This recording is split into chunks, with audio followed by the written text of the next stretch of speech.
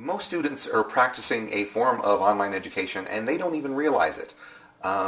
It's what we call hybrid. And hybrid is not the cars, okay, but it is simply means a mixture of, okay. So you are using a form of online education if you do any of these things. Well, have you ever gone to your university's website? Okay, that's a form of online education. Have you ever emailed your professor? That's a form of online education. Have you ever do any of your classes have their own website? Have you ever looked at your grades online? Have you ever registered for a class online? Have you ever got connected with the library and their databases online? Okay? What I'm suggesting here is that these are all forms of online education, and these are all things that are in the online world. And so if somebody is absolutely adamant that online education, no, okay, fine, then we need to get rid of all these things, okay?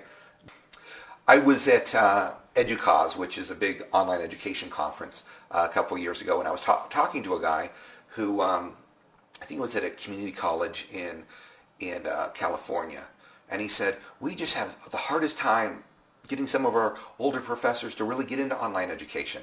So we started talking, and I really wanted to find out why. That wasn't it. They couldn't get the professors to use a computer.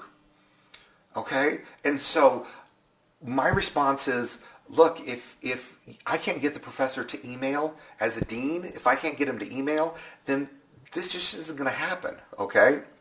Now that's online education. Let's look at online learning. Here's a question. Before Wikipedia, I was wondering, before Wikipedia, when was the last time I went and got an encyclopedia and looked up a word? I think maybe once in the 4th grade. Okay, maybe. All right. Now, I'm not saying that Wikipedia is the best source, and no, my students, if you're listening, don't put it in your academic papers, please. Okay. However, in the last week, the average person, how many times have we gone to Wikipedia? 3 times an hour, right? And so what I'm suggesting is that this is online learning, okay? And that is where we are all going.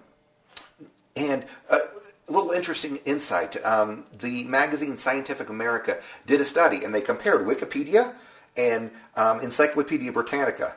And guess what they found? Wikipedia was actually slightly more accurate. So, pretty interesting. But that doesn't mean you can quote it in your papers, okay? Another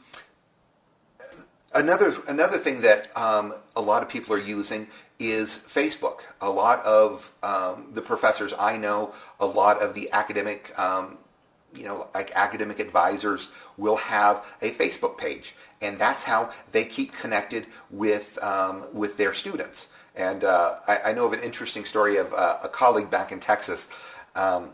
He had set up his Facebook page, and he had made friends. All the students were making friends with him, and one of the students had called in and said, "Oh, I can't make it because I've got to stay home with my kids because they're sick." Well, he linked to her page, and she was out partying last night. So what I'm suggesting is that there's online education, which is the formal classes and degrees, but there's also the aspect of we are learning so much online these days. I can't remember the last time I actually touched a real newspaper, but or a real-time magazine or anything like this. So all we're saying is that we're bringing these together.